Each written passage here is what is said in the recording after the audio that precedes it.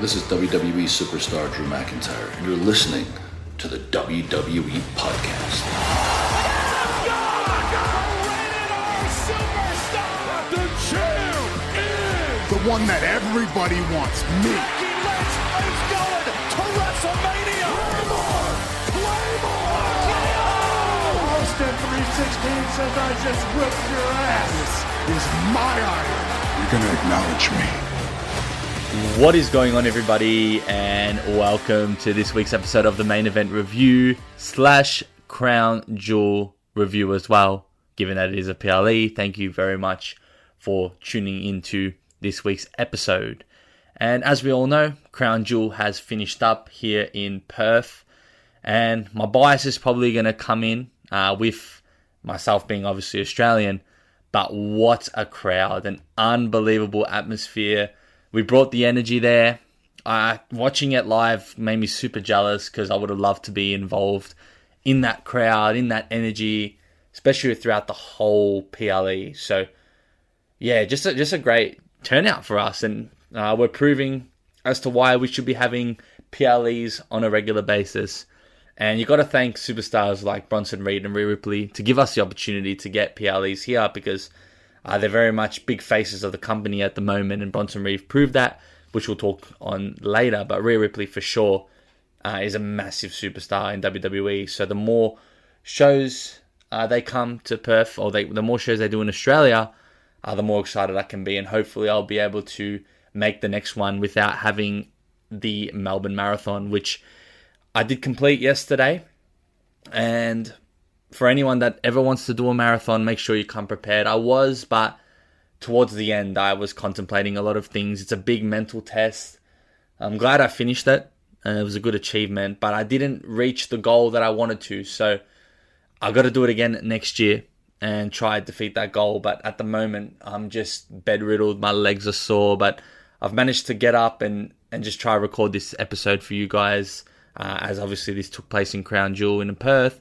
And also, we've got weekly reviews to do, main event, as we've been doing every single week. And I hope you guys have been enjoying. But before we get into all that, just mentioning and sort of addressing sort of the elephant in the room. And this is coming from an Australian, so I'm going to give my raw bias opinion on this one. I would not say bias, but just my objective opinion. Will be as objective as I can. But essentially, the thing and the issue that has been going on is the booing of the American national anthem.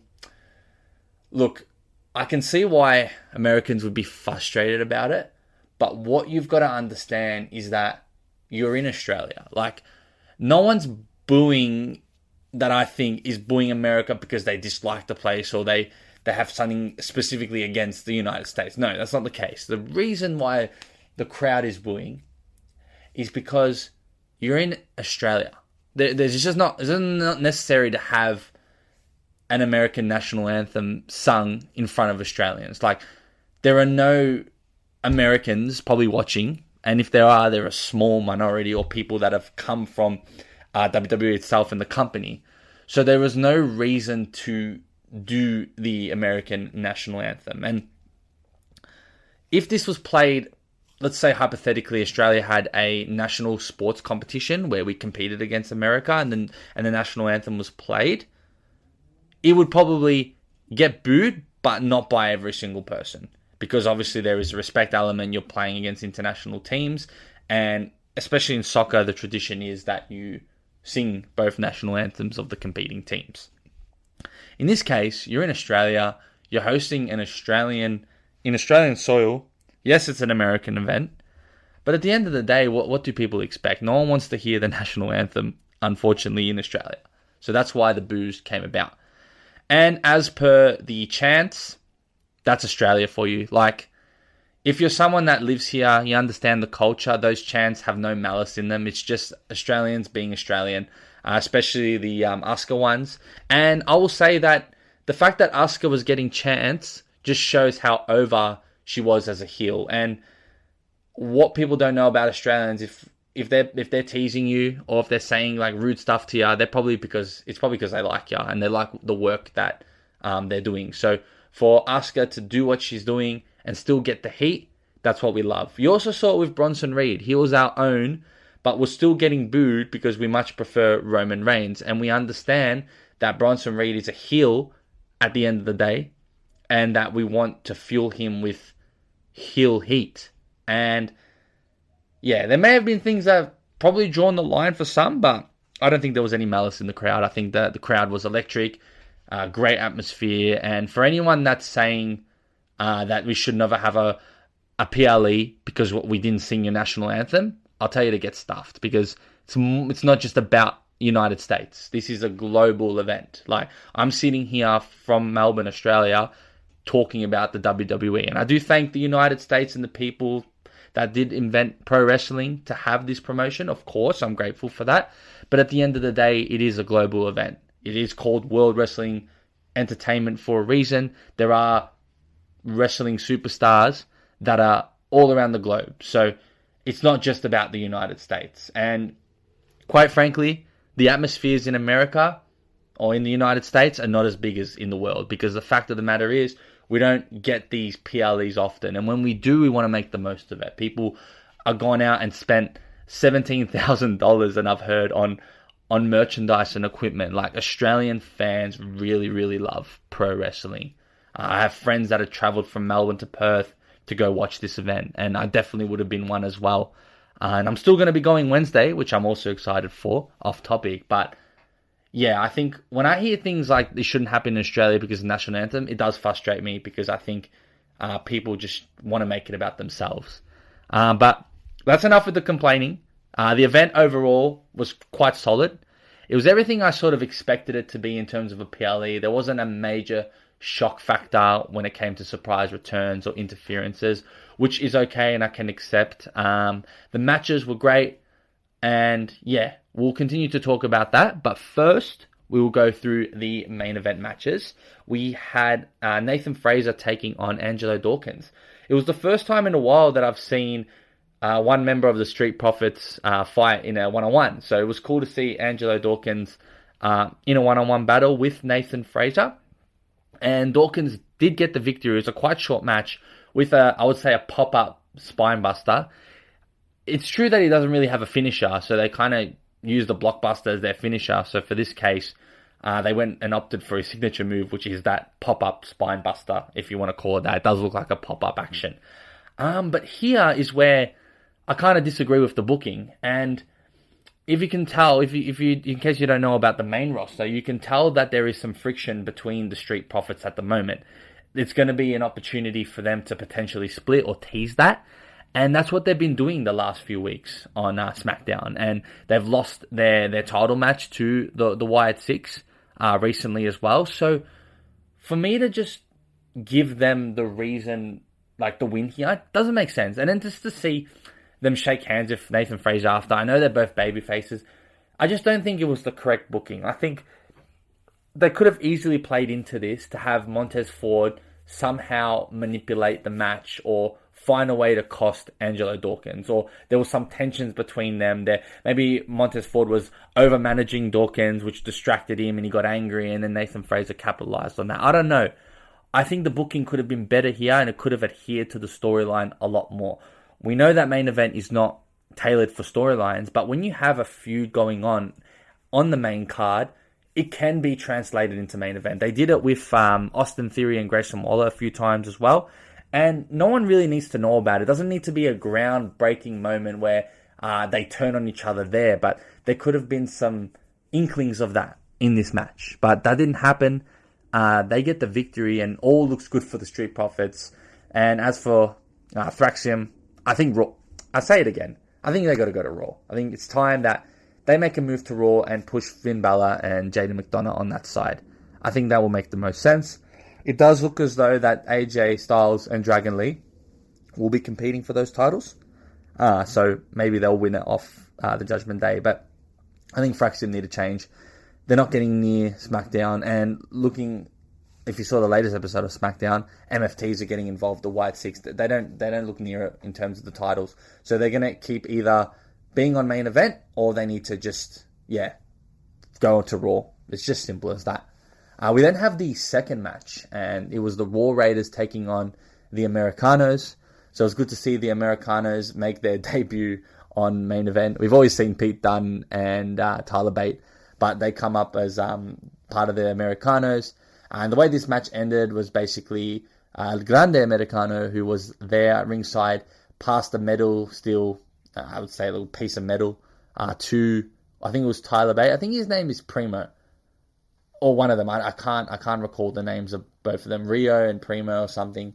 But yeah, they get the victory by using the steel to headbutt Ivar and get the victory.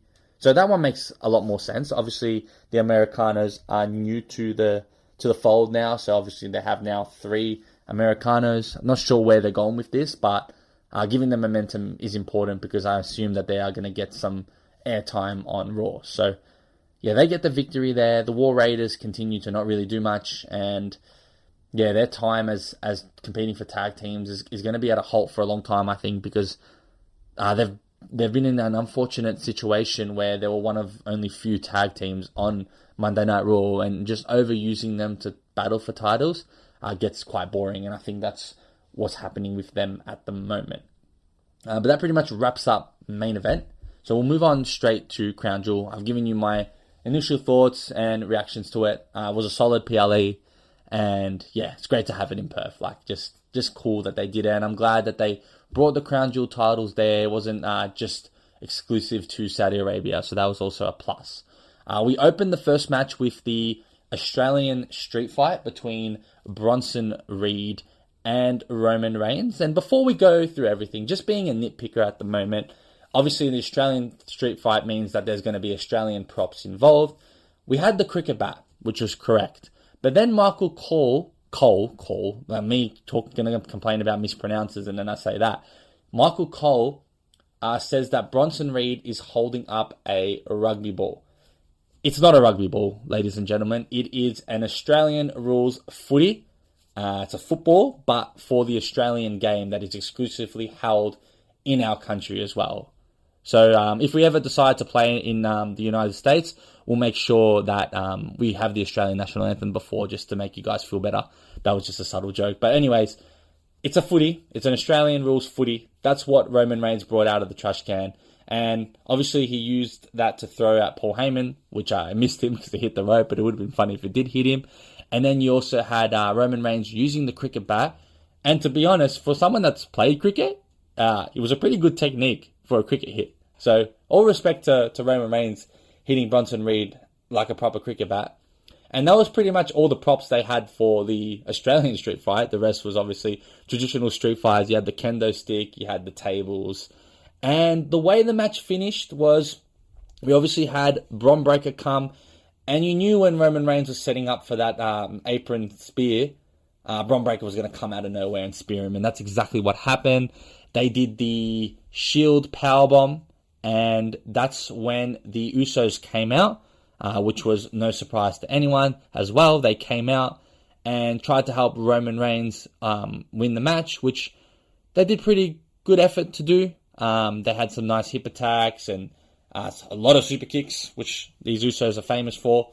But the most important and vital part of the match was when Jey Uso speared Roman Reigns through the table, which then Bron Breakker speared Jey Uso straight after, and that's what led to Bronson Reed hitting the tsunami on Roman Reigns and getting the victory. And it's the first time, well, he's one of 3 people in 10 years to pin Roman Reigns in a one-on-one match. The last person that did it was Cody Rhodes, and before that, funny enough, it was Baron Corbin, which doesn't sound an exclusive list, but 3 people in 10 years in a one-on-one match against Roman Reigns is quite crazy. And that's for sure, most certainly, a statement to just say that Bronson Reed is very much a vital figure in WWE and is borderline good, if not equal with Bron Breakker, based on this. And this elevates Bronson Reed big time. I didn't put a prediction for this match because it got announced the day after. But yeah, Bronson Reed gets the victory against Roman Reigns, and it's massive. Like, for Bronson Reed's career, it's the biggest win by far, and it'll be one of the biggest wins he's ever had in his career. I'm just interested to see how he goes on from here and what will happen, because this is the start of something big for him, and if WWE get it right, it could be something that's generational. So, yeah, he gets the win here. But the real issues is, obviously, after the ring, where Roman Reigns basically told the Usos that people don't think he can win on his own, that there's only one way that this works, insinuating that he has to be the leader and the head honcho. And he basically said he loves them both, but doesn't want to see them till Christmas. That's when Jey Uso started getting angry and saying it's always about him and it's always his own way, which I found quite interesting, because leading up to this moment, before this, it was Jey Uso that was just feeling very encouraged and influenced by Roman Reigns. Hence all the decisions he was doing and all the happiness and all the hype ups and the way he was acting, and it was influenced by Roman Reigns. And you would think that he would agree with him. But then after that, it kind of just it's very contradictory to what he felt before and after this. So, again, this is another thing where I don't know where WWE is going with this. I thought that they wanted to lean Jey Uso to be more like Roman Reigns. That's sort of what was insinuated. But after this spot, which I think they had to do it like this so they can make Bronson Reed get the win in a way where it wasn't fully clean. It doesn't diminish Roman.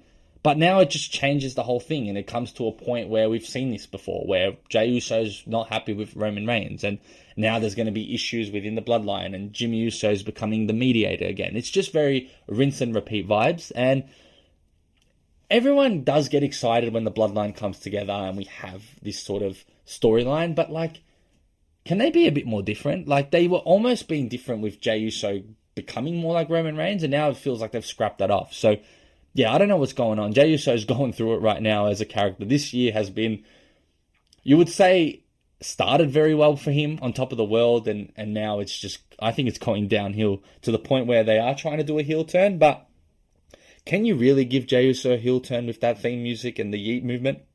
I don't think so. So just keep tabs on this one. It's going to be interesting, but hopefully it's not too repetitive, where I feel like it will be. So I'm just worried for that. Yeah, but that pretty much concludes that first match.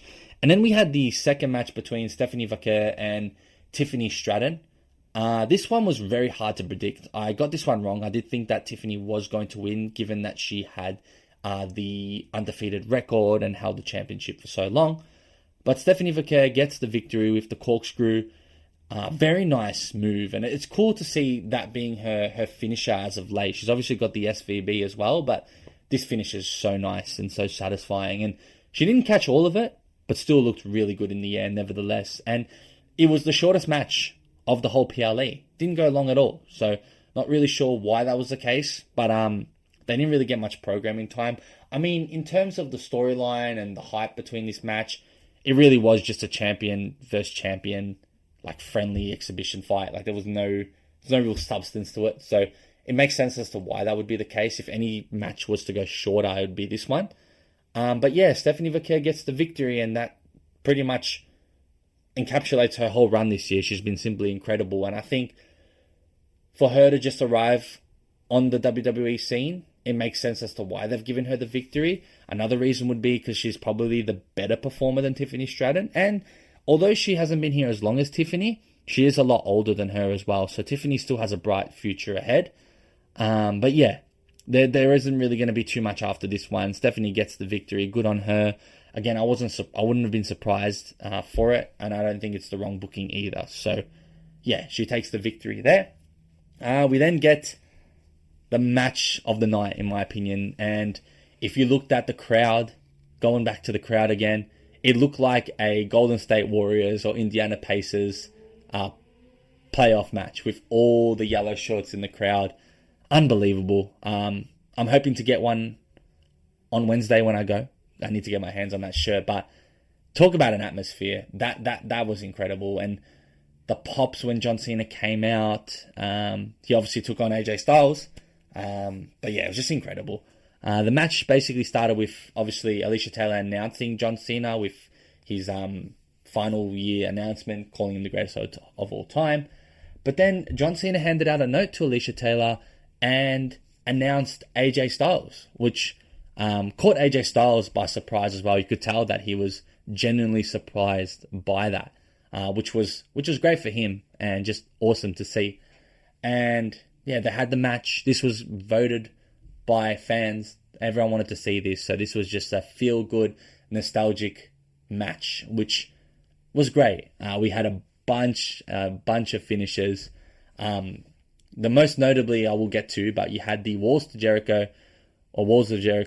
Everyone got crazy for that one there. You had the skull crushing finale. You had the accolade, which was quite cool seeing that. And then we had the RKO, which we finally got, which was so cool. But then to make things better, John Cena lined up for a punt, which, like, I'm not trying to complain too much. Obviously, that punt wasn't going to hit, but the punt was there to brutalize your teammate, your opponent, and like, he really was going to try to do that to AJ Styles. Quite funny, but it was great that was included in there. But to me, the most, I think, captivating thing and the most emotional was seeing the Sister Abigail. And again, the fans, like Australian fans, so smart to just bring out the flashlights once the Sister Abigail was hit, and it was hit really well. And everyone was chanting, he's got the whole world in his hand. And you could see John Cena smiling, looking up to the sky.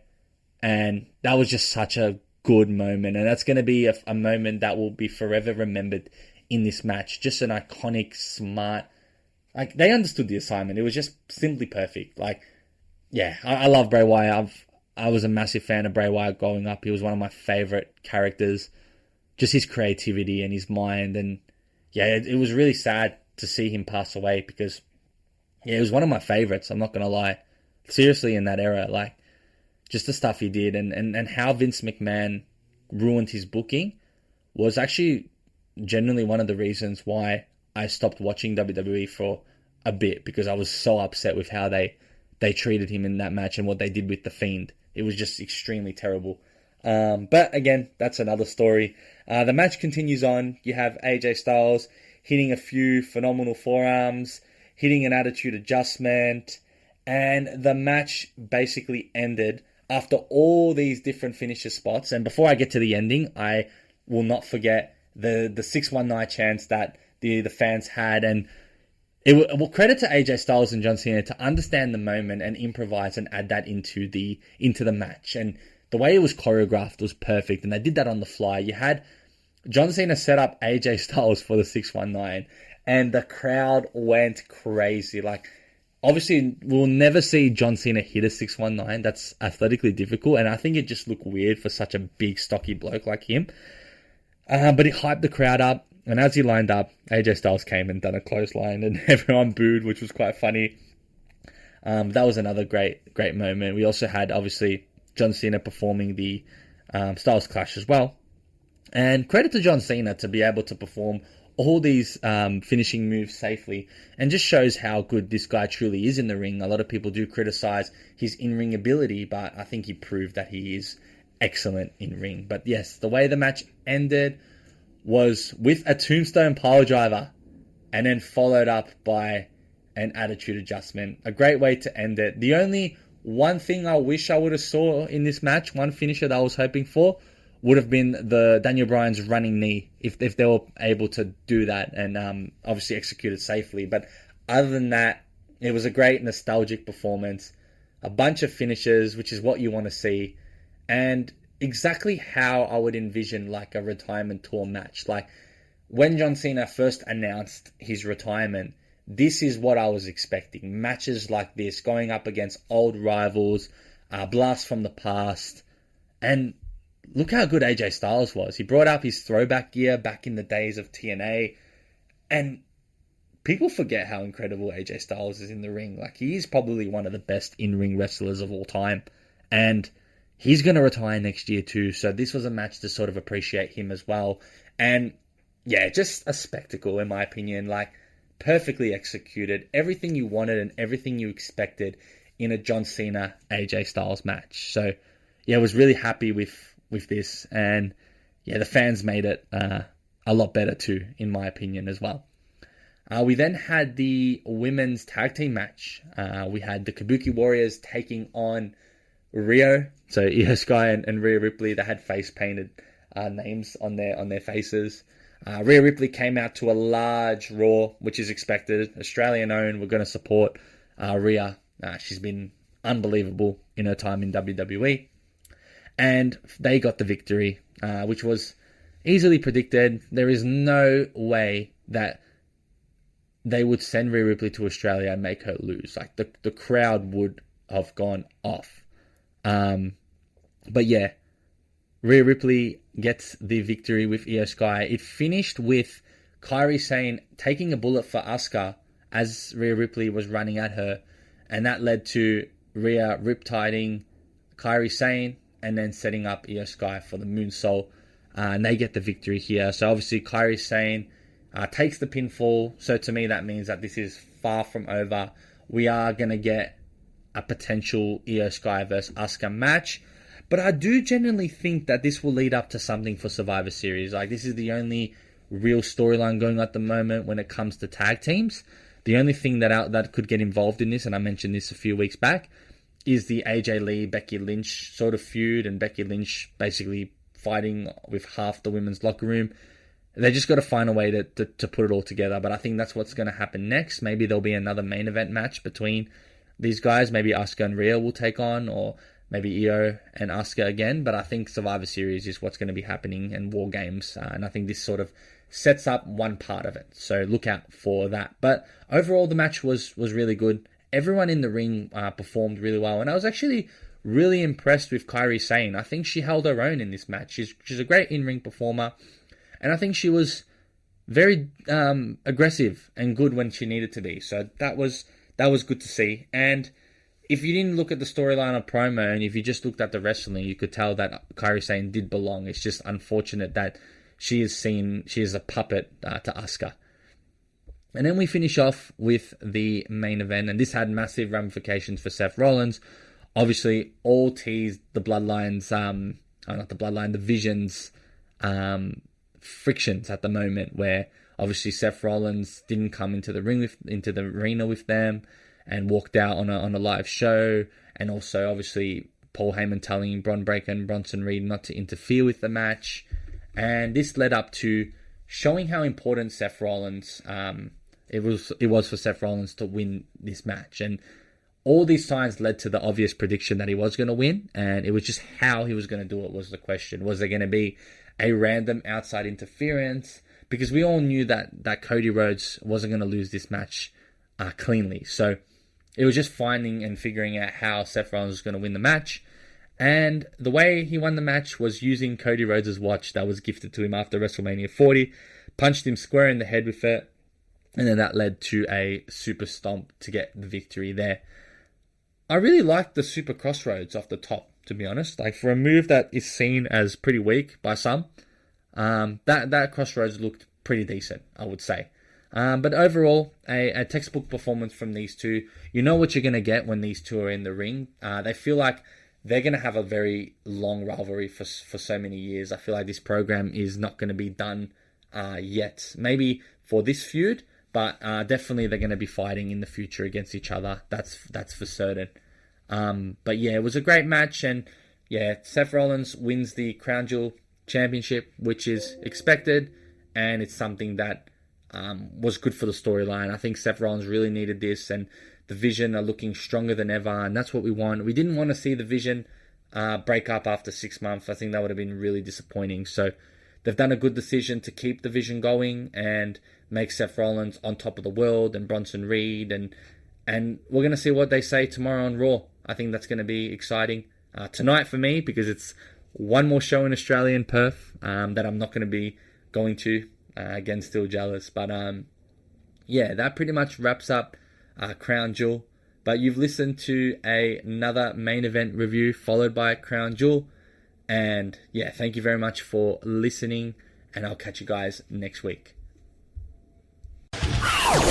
Thanks for listening to the WWE Podcast. Don't forget to subscribe on your favorite podcast app so you don't miss a show, or head to WWEpodcast.com. And for all of these shows ad-free, head over to patreon.com/WWE Podcast. Until then, we'll see you Next time